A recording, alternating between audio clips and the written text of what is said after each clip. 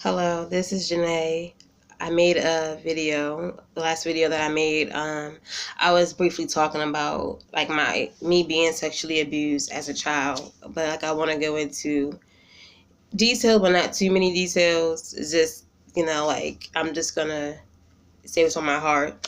Um, so I don't remember how old I was when I was sexually abused by a family member, but that night I was sleeping. Like me and my brother were sleeping on two separate couches, and like I was woken up by the person doing whatever, and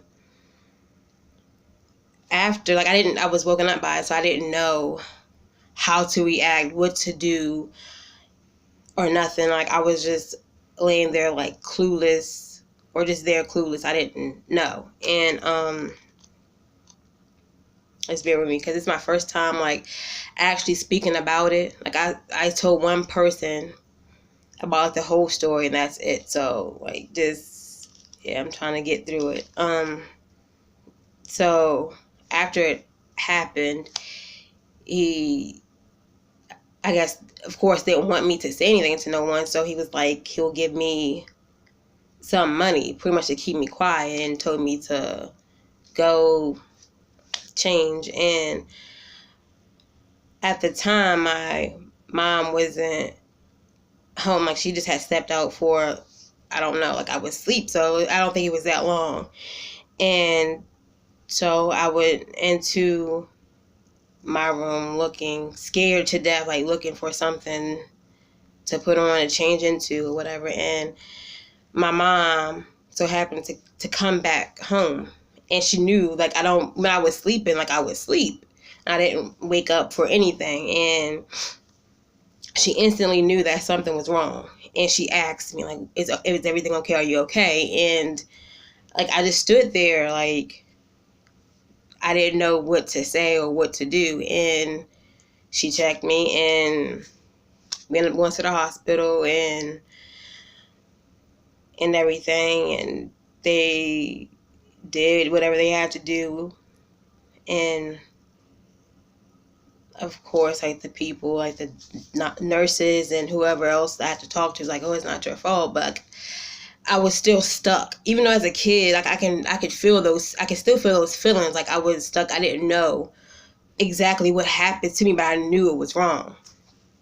So after we came from the hospital, we went back to where we were at, and it was like a whole bunch of cops, and it was just, I didn't know how to feel. And like I thank God that my mom came back when she did, because I could have possibly never said anything about it. And I know a lot of people are scared to talk about the things that they've been through, or the simple fact that somebody has hurt them in any way, because a lot of times people, like the abuser will threaten you, or just like, yeah, they will threaten you to make you not want to tell. And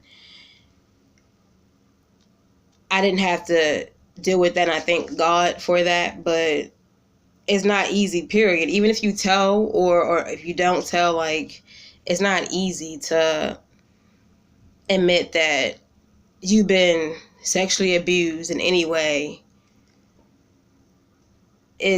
It's hard to actually deal with. And I feel like even me, like looking back on the situation, I didn't know how to feel about it. And I didn't know how to express how I was feeling. So what I did, not knowing that I was doing it, I pushed everything, or kept everything in. I didn't talk about it because I just wasn't comfortable talking about it. Like, how can I just like it's not easy to talk about at all. And the person that hurt me, of course, he went to, I thank God that he went to jail for how long he went to jail for. A lot of times that don't happen either.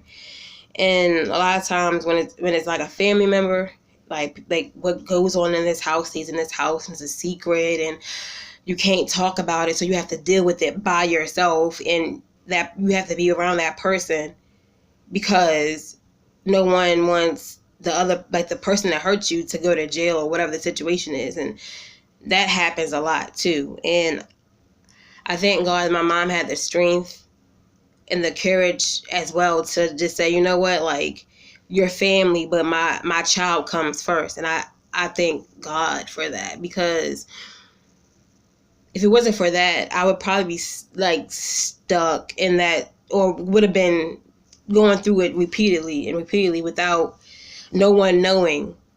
And I thank God that my mom, like, did what she had to do for me, because I mean, yeah, I went through a lot, but it could have been much worse. Just like I know that I was abused, but I know someone out there has been abused.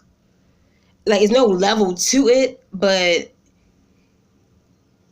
at the same time, it's like someone's situation is different. Everyone's situation is different. And of course, it's never easy. But if you don't have a support system or somebody that's like in your corner for you, it could be way much worse. And I just, of course, I want to be kind of like the voice for those that can't speak out, or they're just scared to. And there's nothing wrong with that. But I feel like everyone deserves that peace of mind. Like, they're not going to be hurt again, or just a peace of mind. It's not easy to tell your story, but it's easy in a way for me because I know that it's helping someone else. It's not about, I feel like it's not about me anymore. I just want to help others, because a lot of people go through it, but it's like it's overlooked. Being abused, sexually abused, it's overlooked. I was a kid when it happened. And like I said in my previous video, I felt, even as a kid, like I of course I knew it was wrong. But I didn't know, like, as a kid, but you could feel how others take you. And as a kid, I felt like some people looked at me differently. And of course, it hurt my feelings. And as I grew up and I grew like older, of course, I didn't say anything like, oh, well, were you mad at me because he got locked up or he went to prison for what he did to me? It wasn't my fault. And as a kid, I knew it wasn't my fault, but at the same time, you have that, like, it's my fault, it's not my fault. No, it's not your fault at all. It's that person, whoever it was, decided to take something from you. That's not your fault at all. So I don't want nobody to blame themselves for what they've been through. It's not easy to get through it. Or in my situation, my brother, I look back as when I was in high school, and I was going through my state of depression, and I would just think about it. And I'm like, what if I could have just woke my brother up? Like, what if I could have did this, or what if I could have did that? No. I mean, it happened the way it happened for a reason. And I was asleep. And it happened. I didn't know what to do, how to react, what to say. Like, it was nothing that I could say or could have done for it to be any different than how it came out to be, because either way, he did it. He already did that. And I think about that, like, oh, well, my brother was right there on the next couch. My brother, he was a few years older than me, or 2 years older than me. So what difference would that made? So I don't want anyone to blame themselves or do I could have did this, I could have did that, because you can't do much if you've never been through it. So if you haven't never been through it, so you can't just say like, oh, well, you could have did this or you could have did that. It's nothing no one could have done. And I felt like my mom trusted this person, and it was a close family member. And I feel like a lot of times we trust people. Like it's hard not to trust your family, of course. Like, you want to trust your family, like, oh, well, they would never do this, they would never do that. No, you don't know what someone would do. You never know. And it might sound bad, but you don't know what people are capable of doing until it actually happens to someone that you love or to you. It's like, it's so hard to actually like sit back and think about it sometimes. And I was contemplating this video about the situation, like, oh, should I go into details, or what should I say? But I know that this happens a lot, and a lot of times the person that hurts you, they don't go to jail for it.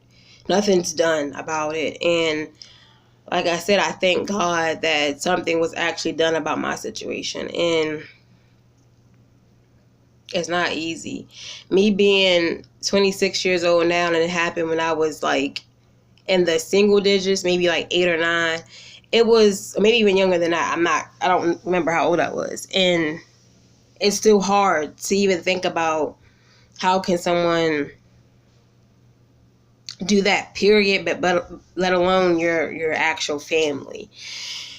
And I don't know, it's hard, and it's never easy to actually talk about, because it's so many feelings and stuff like that comes washing out. And sometimes that could be a problem too, because I didn't talk about it for a long time. I didn't talk about it at all. And I was depressed in my room. Like, I didn't want to be around anyone. I didn't want to do anything. And I didn't know why. And it was weird. Like, why am I even doing this? Like, why am I acting this way? Why am I being this way? And it's like, it took a lot to even like, oh, well, yeah, this happened to you when you was a kid.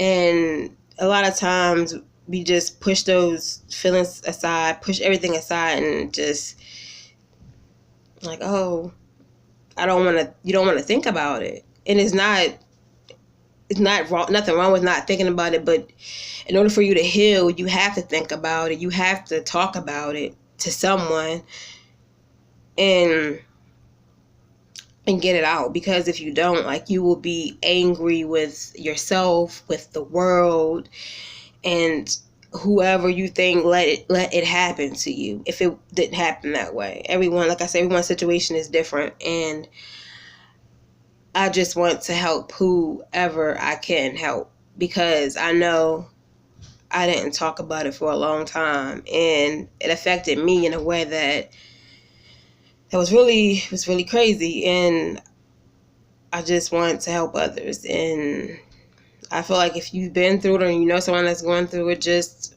I'm going to leave all my information down in the description so that we can talk about it. Like, I'm willing to talk to anybody. It doesn't matter if you're a boy or a girl, because it happens to both.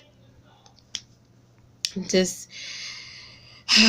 just had to get that out. And thank you for listening.